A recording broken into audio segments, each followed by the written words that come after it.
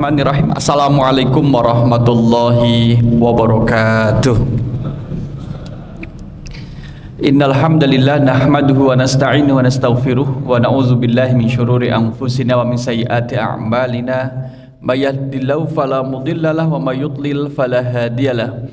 Asyhadu an la ilaha illallah wahdahu la syarikalah wa asyhadu anna Muhammadan abduhu wa rasuluh la nabiyya ba'dah. Allahumma salli wa sallim ala nabina wa rasulina Muhammad sallallahu alaihi wasallam wa ala alihi wa ashabihi wa man tabi'ahu bi ihsani ila yaumiddin, amma ba'du. Jamaah rahimakumullah, surah Al-Bayyinah termasuk surah yang makkiyah, ada 8 ayat.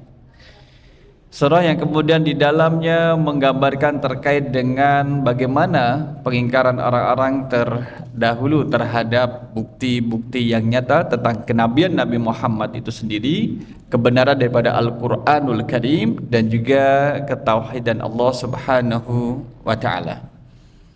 Dan ini adalah pembahasan pertama di dalam surah Al-Bayyinah. Kita akan melihat dari bagian depannya.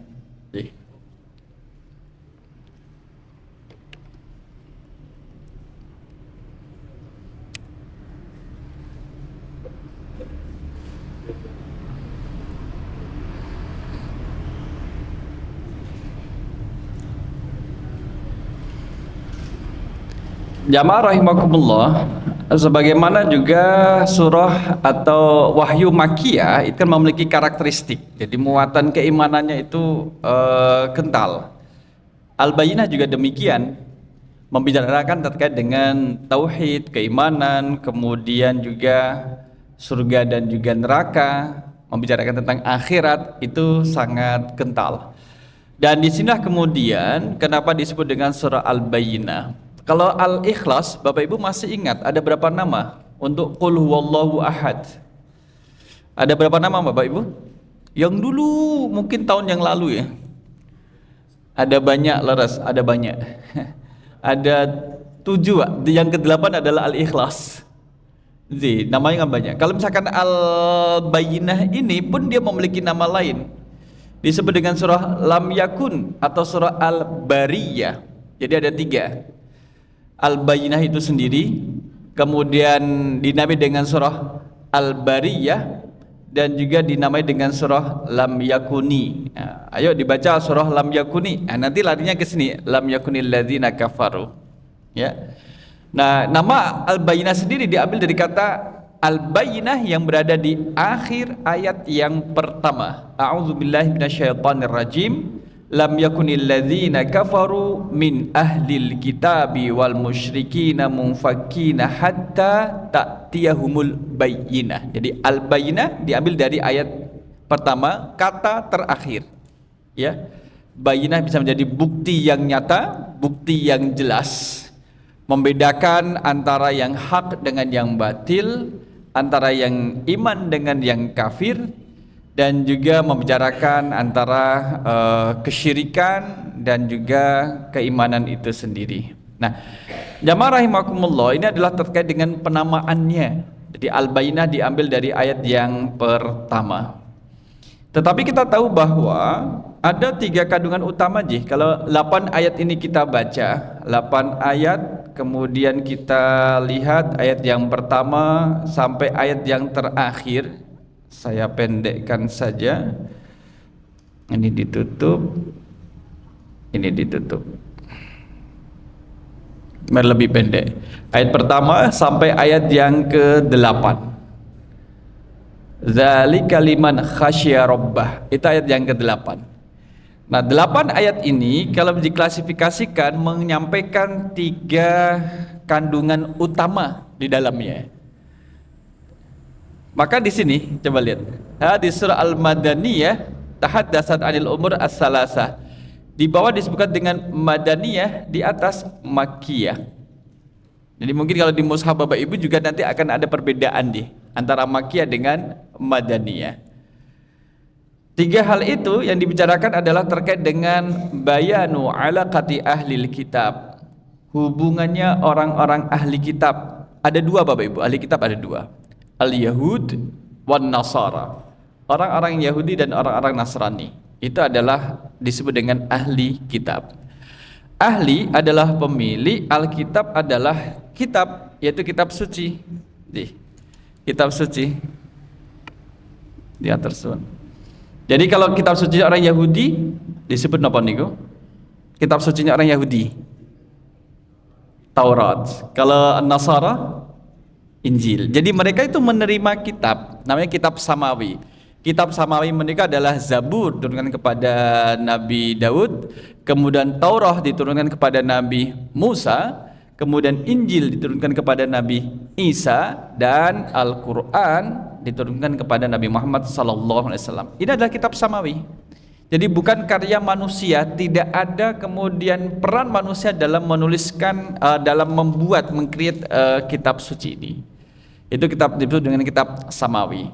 Kitab samawi dari Zabur, Taurat, Injil, Al-Quran secara umum sama, menggambarkan tentang ketauhidan Allah, kemahaesaan Allah, dan ajakan perintah untuk beriman kepada Allah.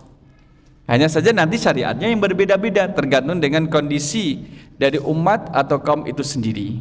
Nah, itu yang kemudian perbedaan di sana. Jadi kalau misalkan kita cari misalkan di kitab Zabur, itu juga perintahnya adalah mengesahkan Allah dan menyembah Allah. Di dalam kitab Taurat pun demikian, Injil pun demikian. Demikian juga dalam Al-Quranul Karim. Sehingga kalau kita bicara tentang kitab-kitab, 3 kitab di atas tadi, harus kemudian ditelusuri pada kitab yang zaman dulunya. Kalau misalkan yang sekarang ini boleh jadi berbeda. Termasuk juga dalam kitab Taurat dan Injil itu sudah dijelaskan tentang karakteristik nabi terakhir dan perintah bagi mereka pemeluknya untuk beriman kepada nabi terakhir. Apa daya kalau misalkan kitabnya sudah ada penyimpangan, sudah dirubah dan kemudian disusun ulang, tidak seperti yang sebelumnya. Ya karena faktor politik lah, faktor bisnis ekonomi juga ada, dan politik kekuasaan juga ada. Masuk di situ banyak kepentingan. Bagaimana hubungan ahli kitab orang Yahudi dan Nasara dan musyrikin birisalatin Nabi sallallahu alaihi wasallam dengan risalah kenabian? Jamaah rahimakumullah, kalau jenengan lihat kenapa kemudian yang di dalam kurung ini Yahudi dan Nasrani, kemudian di sebelah sini adalah musyrik. Sama tidak antara ahli kitab dengan orang musyrik? Bapak Ibu? Kalau dengan orang ahli kitab itu sama nggak dengan orang musyrik? Ada kesamaan, ada perbedaan. Persamaannya apa? Sama-sama tidak beriman, sama-sama tidak masuk dalam kategori seorang mukmin, orang yang beriman itu. Perbedaannya, orang musyrik itu tidak memiliki kitab. Kalau orang Yahudi dan Nasara itu memiliki kitab. Kitab suci itu ada. Jadi mereka memiliki kitab suci. Yahudi, Nasara tidak. Maka dibedakan ahli kitab wal musyrikin. Apakah ahli kitab orang musyrik? Beda. Belum tentu. Apakah orang musyrik termasuk ahli kitab? Juga belum tentu. Jadi memang beda. Sehingga kemudian Al-Quran menyebutkan secara beda. Tetapi mereka memiliki kesamaan, sama-sama tidak beriman kepada Allah Subhanahu wa taala. Itu. Maka kemudian dibedakan di sini. Bagaimana sikap mereka ketika dihadapkan dengan kenabian Nabi Muhammad SAW, wa mauqifuhum minha. Oleh karena itulah kemudian kan orang Yahudi itu memiliki latar belakang sejarah sendiri. Orang Nasara juga memiliki latar belakang sejarah religiusitasnya sendiri. Orang musyrik juga demikian. Kalau orang musyrik lebih kepada apa kata nenek moyang mereka, yang disampaikan oleh nenek moyang mereka dulu, bagaimana mereka berpesan dan bertindak serta berperilaku, kemudian dilanjutkan pada generasi berikutnya. Orang Nasrani juga memiliki kitab suci, kemudian kitab suci ini ada tahrifat, kemudian ada penambahan dan sebagainya. Kemudian orang Yahudi juga demikian. Orang Yahudi juga memiliki kitab yang kemudian juga ada penambahan dan perubahannya. Justru perubahan yang terjadi dalam kitab Taurat dan Injil, kalau Dr. Wahbah Zuhaili menyebutkan, sejak diangkatnya Nabi Muhammad SAW. Sebelumnya aman-aman saja, mereka aman-aman saja. santai-santai saja. Tapi sejak ada Nabi Muhammad SAW, kemudian itulah kemudian disusun ulang supaya para pemeluk kitab itu tidak bergeser mengikuti Al-Quran gitu. Kalau tidak dirubah. Karena di dalam kitab Taurat ada perintah untuk mengikuti Nabi Muhammad sebagai nabi terakhir. Dalam kitab Injil pun demikian. Ada perintah untuk mengikuti Nabi Muhammad sebagai nabi yang terakhir gitu. Maka kalau kita lihat dalam sirah Nabi, umur berapa Nabi Muhammad diajak ke Suriah, ke Syam? 12 tahun, masih sangat kecil ya, lulus SD. Kemudian dari mana kemudian orang-orang yang ada di Syam, yang dalam hal ini adalah disampaikan oleh pendeta Buhairah, dari mana mereka itu mengetahui tanda-tanda kenabian. Sedangkan Nabi Muhammad kecil itu dia tidak tahu bahwa dia adalah seorang nabi gitu. Dari mana mereka tahu? Dari kitab suci mereka masing-masing. Itu memang sudah ada. Yang tahu siapa? Ya mereka yang mengimani terhadap kitab sucinya. Itu mengimani betul. Sebagaimana kemudian Buhairah juga demikian. Dia beriman terhadap kitab sucinya, kitab Injil, dan juga disebutkan. Hanya saja Buhairah ini kemudian tidak bermaksud, tidak ada keinginan untuk membunuh atau memusuhi. Nah, pihak lain yang dalam kitab sucinya disebutkan tentang tanda-tanda kenabian Nabi Muhammad itu mau menghapuskan Nabi Muhammad dari muka bumi gitu. Karena apa yang disebutkan dalam kitab suci mereka itu benar adanya. Kalau sirah menyebutkan bahwa Nabi Muhammad waktu itu kemana dia jalan kemudian diikuti sama apa Bapak Ibu yang di atas? Sama awan.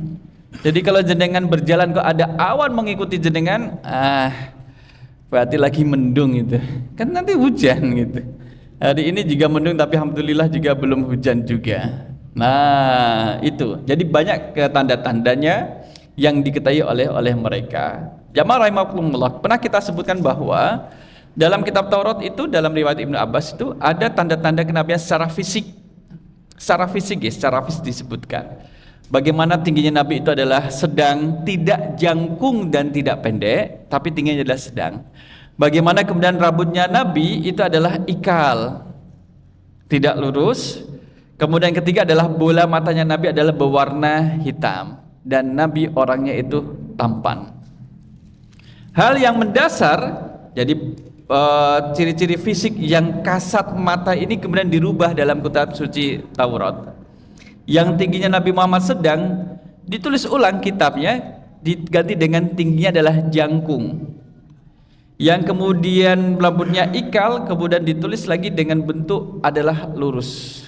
Dan bola mata yang hitam, kemudian ditulis lagi dalam bentuk warnanya adalah merah. Oh ini Muhammad yang Nabi terakhir disebutkan dalam kitab suci? Bukan.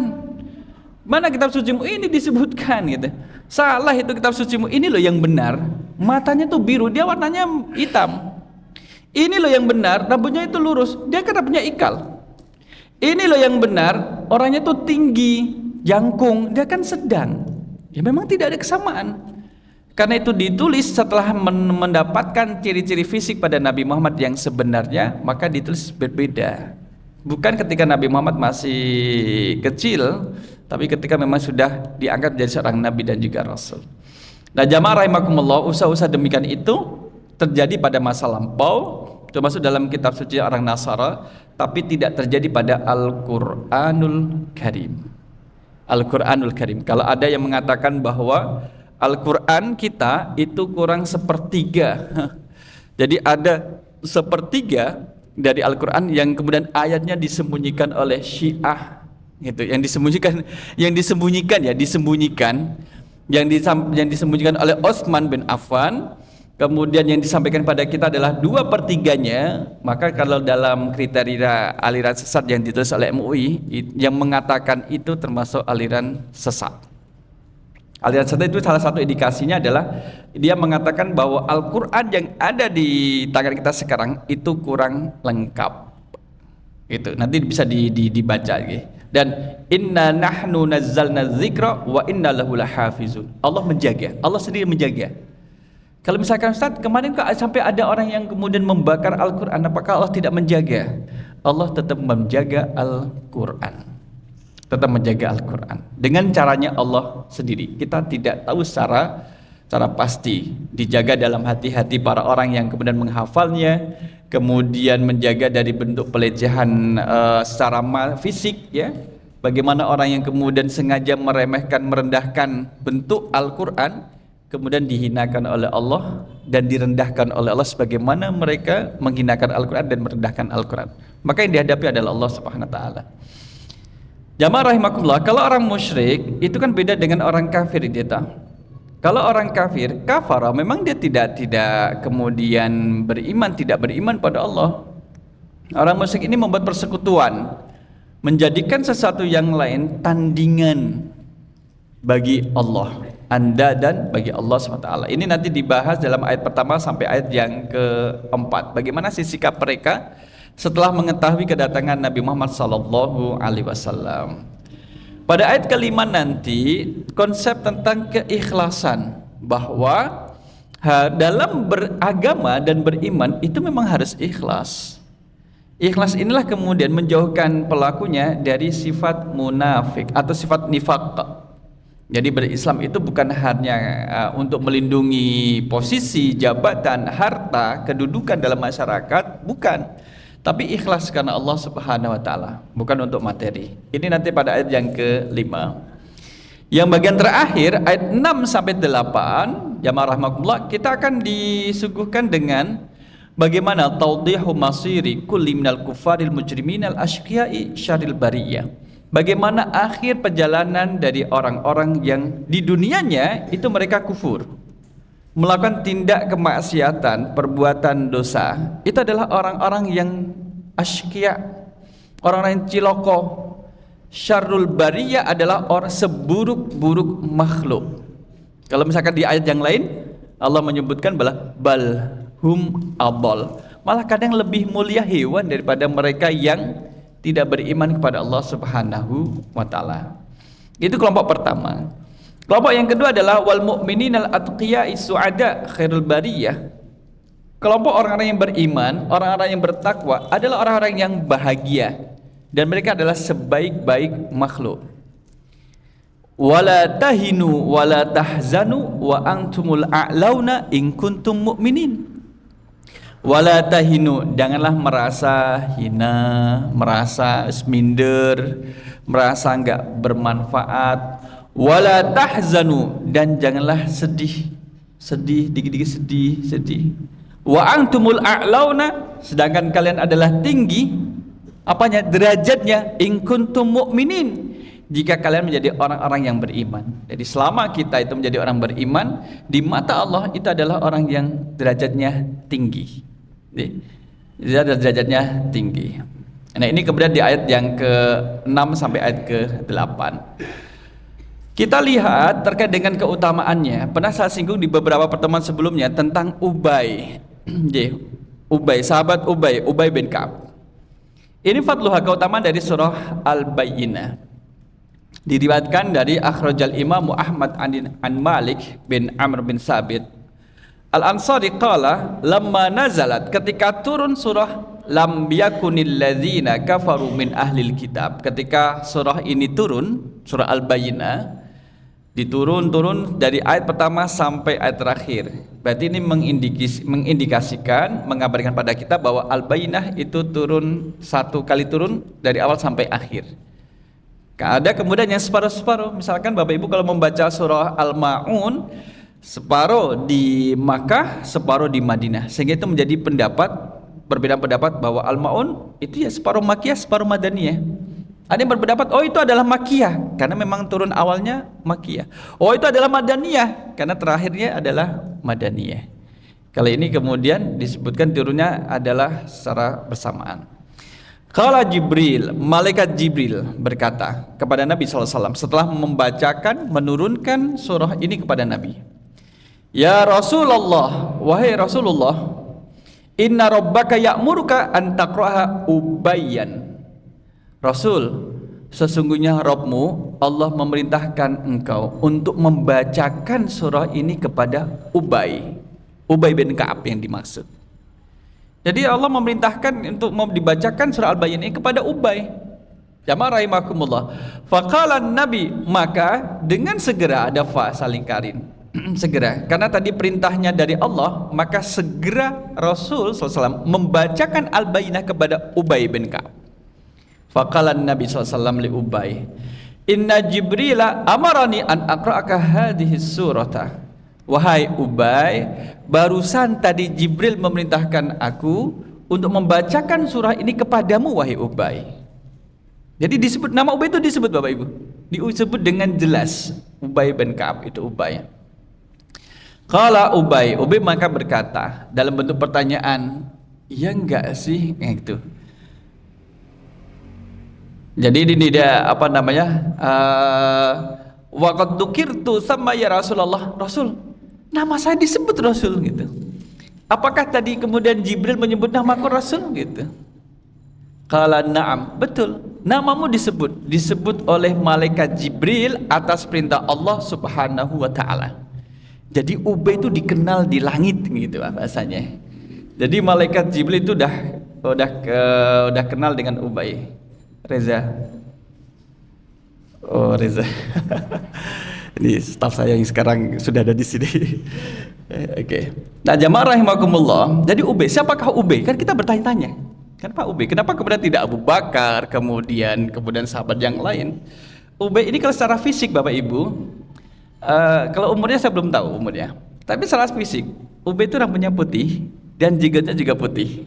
Ayo, siapa di sini yang mirip Ubay? Jenggot sama rambutnya itu putih. Jadi memang udah sepuh dia. Ubay.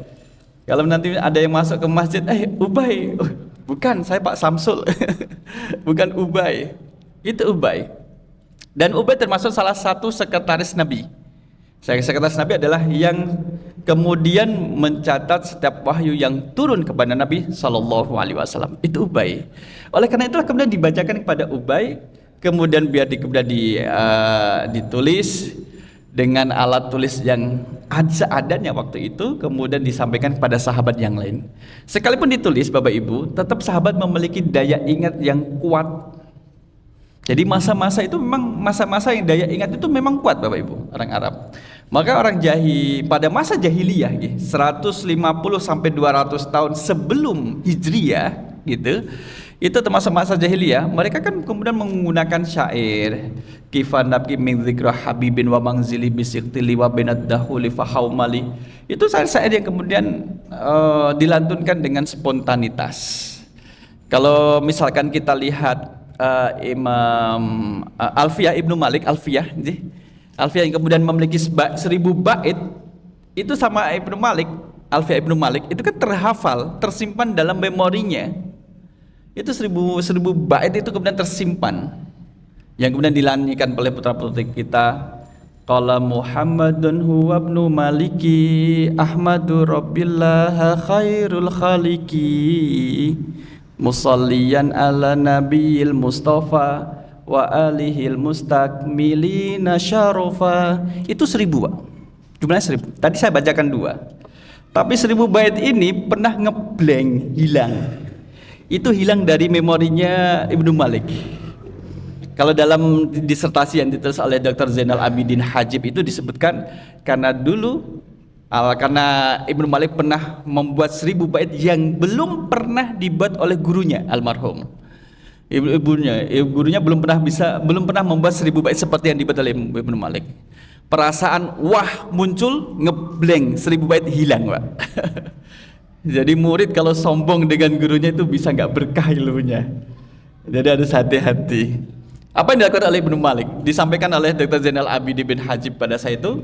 Ibnu Malik kemudian terus ziarah ke makam gurunya, minta ampunan kepada Allah atas perilakunya kalau memang lancang terhadap gurunya, dan mendoakan gurunya. 1000 hafalan balik lagi, Pak.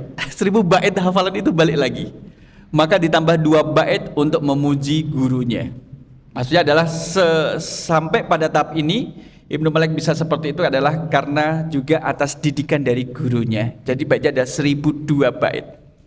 Ini kita menggambarkan terkait dengan daya ingat dari orang-orang terdahulu memang kuat. Kalau sekarang siapa yang memiliki daya ingat yang kuat, Pak? Orang yang dihutangi atau yang ngutang? Orang yang dihutangi atau orang yang ngutang yang memiliki daya ingat yang kuat? yang diutangi ya, yang diutangi. Tapi yang ngutang lupa ya. Emang saya pernah hutang sama jenengan gitu? Iya pernah gitu. Jadi, ada 4 sahabat Rasul SAW yang menjadi sekretaris. Pertama adalah Ubay bin Ka'ab. Urutan tidak menunjukkan kemuliaan gitu. Ubay bin Ka'ab. Ubay bin Ka'ab ini dikenal dengan orang yang dari kalangan sahabat. Ada yang menyebut bacaannya yang paling bagus, bacaan Al-Qur'annya yang paling bagus. Sahabat yang lain juga bagus. Ubay ini adalah yang paling bagus. Mungkin dari sisi kefasihan. Karena sering bertemu dengan Rasul dan sering kemudian berinteraksi dengan Rasul untuk urusan wahyu. Tapi kemudian juga ikut perang Badar sama dengan Rasul sallallahu alaihi wasallam. Perang Badar berarti kan generasi pertama dari kalangan sahabat yang masuk Islam.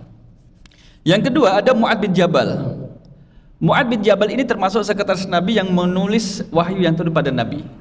Di antara sahabat yang paham dengan halal haram adalah Mu'ad bin Jabal. Ini halal, ini haram. Dari mana tahu? Rasul yang mendidiknya. Jadi ada kemudian kelebihan dari sahabat masing-masing. Yang bacaan Quran adalah Ubay. Yang kemudian mengetahui halal haram dari bukti-bukti dari ayat-ayat Al-Quran itu adalah Mu'ad bin Jabal. Kemudian ada Zaid bin Sabit. Itu termasuk sekretaris Rasul. Kalau mau tanya tentang ilmu faraid, tanyalah kepada Zaid bin Sabit. Dia ilmu faraid, pembagian warisan, paham. Di antara kalangan sahabat, maka Zaid bin Sabit ini seringkali ditulis oleh guru-guru kita ketika mengajarkan faraid. Bagaimana Zaid bin Sabit menghukumi ketika ada kasus ini meninggal ahli warisnya ini, maka dinukillah pendapat Zaid bin Sabit. Sahabat yang lain juga mengetahui, tapi kemudian yang mendalam atau menjadi pakarnya adalah Zaid bin Sabit. Dan yang keempat adalah sahabat Rasul yang menjadi sekretaris adalah Abu Zaid. Nah, inilah kemudian kenapa Ubay disebutkan di sini jamaah rahimakumullah, karena dekat dengan Nabi dan kemudian sering menulis wahyu yang turun kepada Nabi SAW atas perintah Nabi. Sehingga waktu itu kemudian tidak boleh menulis hadis. Hadis tidak boleh ditulis terlebih dahulu, sehingga tidak bercampur antara hadis dengan Al-Quran. Jadi kalau kita lihat bagaimana penulisannya, ya tidak seperti sekarang. Misalkan ketika turun wahyu adanya apa? Pelepah kurma, udah tulis pelepah kurma ditulis untuk menjadi pengingatnya. Kemudian nanti ketika turun ada apanya ini? Apa yang ada? Oh, kulit domba yang bisa dipakai ditulis itu. Di atas batu, di atas batu. Itu masa dulu dan itu menjadi petanda sada. Nah, jamaah rahimakumullah, itu adalah Ubay. Ada juga yang lain. Hadis lain menyebutkan wa akhraja Ahmad wal Bukhari wa Muslim at-Tirmidzi wan Nasai an Anas bin Malik qala. Qala Rasulullah sallallahu alaihi wasallam li Ubay bin Ka'ab. Rasul pernah bersabda kepada Ubay bin Ka'ab, "Innallaha amarani an aqra'a 'alaika." Jadi Allah itu pernah memerintahkan aku wahai Ubay bin Ka'ab untuk membacakan kepadamu lam yakunil ladzina kafaru min ahlil kitab. Membacakan surah ini. Maka Ubay bin Ka'ab itu bukannya tidak percaya dengan perkataan Nabi, tapi kemudian mengkonfirmasi, samani lak, namaku disebut kepadamu wahai Rasul gitu. Kalau bahasa sekarang, yopo kan gitu. Iya, betul. Qala na'am fabaka, maka nangis. Nangis itu nangisnya adalah nangis kebahagiaan. Kayak misalkan apa ya? Misalkan dapat kabar yang menyenangkan, membahagiakan yang tidak pernah terbayang sebelumnya, gitu. Dan kabar ini adalah kabar bagus gitu.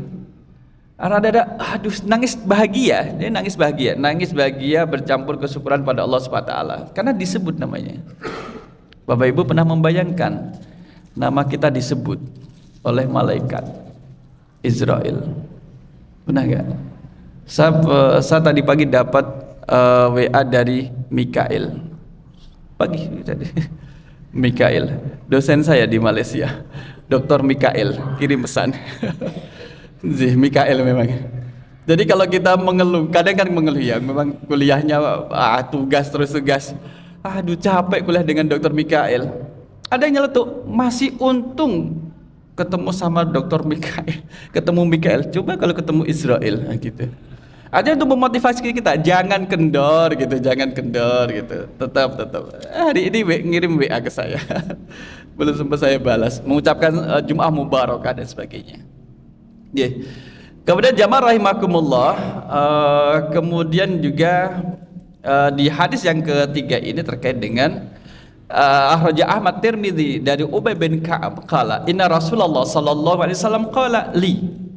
Jadi Rasul pernah bersabda kepada Ubay bin Ka'ab, innallaha amarani an aqra 'alaika al-Qur'ana. Jadi Nabi pernah menyampaikan satu hadis sabdanya kepada Ubay. Ubay ini menceritakan kepada yang lain gitu loh, bahwa Rasul pernah ngendika terhadap saya bahwa untuk membacakan Al-Quran, lam yakunil ladzina kafaru min ahlil kitab, maka dibacakanlah itu, ya. Dan seterusnya. Jadi kalau misalkan di sini adalah walau anak ibnu Adam salah wadian min malin, andaikan kalau ada anak Adam meminta satu lembah, meminta harta sebanyak satu lembah, gitu, selembah, fa'utihi, maka akan dikasih. Kalau sudah dikasih, akan minta yang kedua. La salasaniyan, minta lagi. Seolah tidak ada selesainya gitu Bapak Ibu. Pernah misalkan lihat orang kehilangan uang 100.000 misalkan, 100.000. Cari-cari di mana? Ada apa, Le? Saya lupa. Uang saya 100.000 di mana? Lupa. Coba diingat-ingat tadi di mana? Tadi tak masukin saku ke dalam dompet. Udah dilihat gak ada, coba diingat lagi di mana? Iya betul, ingat. Lagi orangnya mau untuk apa? Untuk beli sembako. Ya udah ini saya kasih 100.000 ya, 100.000 biar jenengan bisa beli sembako gitu. Apa yang dipikirkan Bapak tadi misalkan? Oh, nek yang 100 tadi nggak hilang ya, punya berapa? Punya 200 kan gitu. Ya udah, nih tak kasih 100 lagi jadi 200. Wah, kalau uang saya yang 100 tidak hilang ya punya berapa? Punya 300. Jadi nggak ada habis-habisnya. Itulah kemudian manusia seperti itu akan terus seperti meminta seperti itu. Wala yamla'u jawfa ibni Adam illa turab, kecuali kalau sudah meninggal. Bahasa ini adalah tidak akan memenuhi, mereka tidak akan berhenti sampai tanah itu, mohon maaf, bahasa adalah menyumpal mulut dari anak Adam. Artinya dia sudah meninggal dan sudah dikuburkan, baru tidak ngejar masalah harta. Nah itu. Wa yatubullah ala man taba, dan Allah menerima tobat kepada siapapun yang meminta tobat pada Allah SWT. Wa idzatad din indallahi hanifiyah ghairul musyrikah walal yahudiyah walal nasraniyah. Wa may yaf'al khairan falay yukfar. Jadi kemudian agama yang mulia, yang lurus di sisi Allah itu ya tidak ada unsur kesyirikan, tidak ada kemudian unsur yang dilakukan oleh orang-orang Yahudi dan juga oleh Nasraniyah.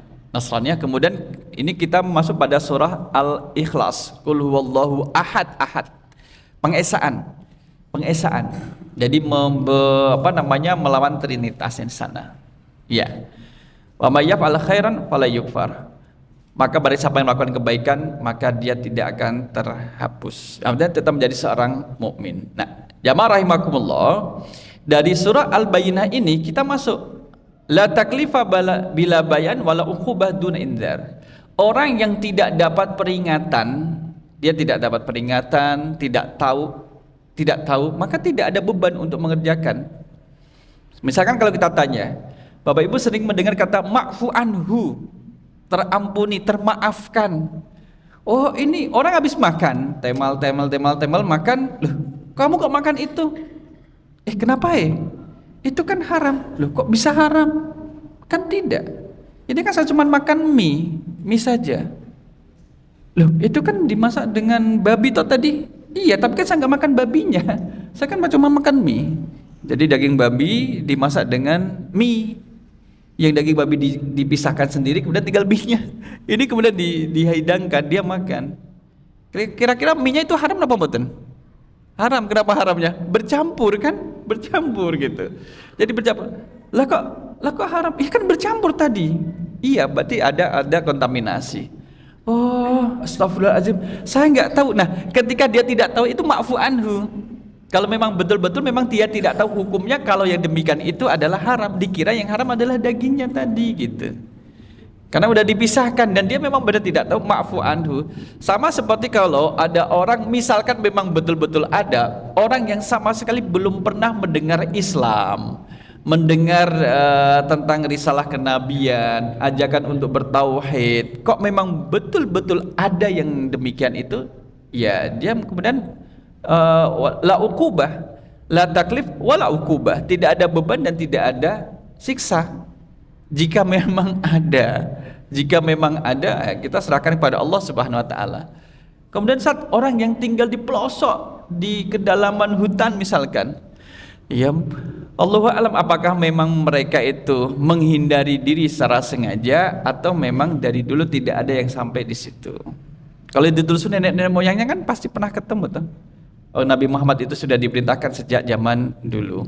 Wah, betul kata Pak Ustadz. Jadi tidak ada dosa bagi orang yang tidak tahu. Maka mulai hari ini saya tidak mau datang ke pengajian. Bagus tuh. Jadi kalau datang ke tempat pengajian, dia tahu nanti halal, haramnya, dia malah jadi tahu.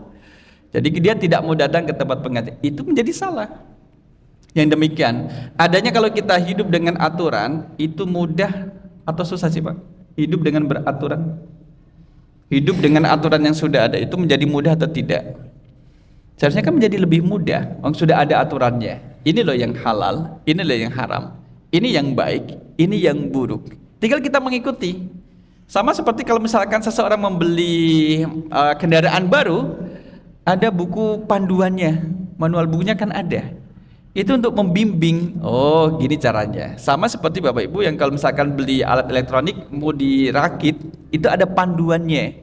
Bagian ini dimasukkan ke bagian mana, ditempelkan bagian mana, dirakit. Itu kalau ada panduannya itu memudahkan. Berbeda kalau misalkan tidak ada panduannya. Sama, hidup tanpa panduan, jangan dipahami mudah ya. Hidup tanpa panduan susah Pak. Malah akan muncul kekhawatiran. Ini benar nggak sih? Jangan-jangan malah nggak benar. Ada kekhawatiran.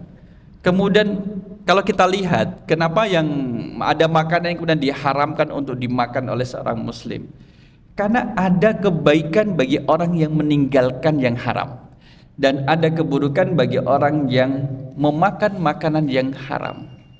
Kita dengarkan azan.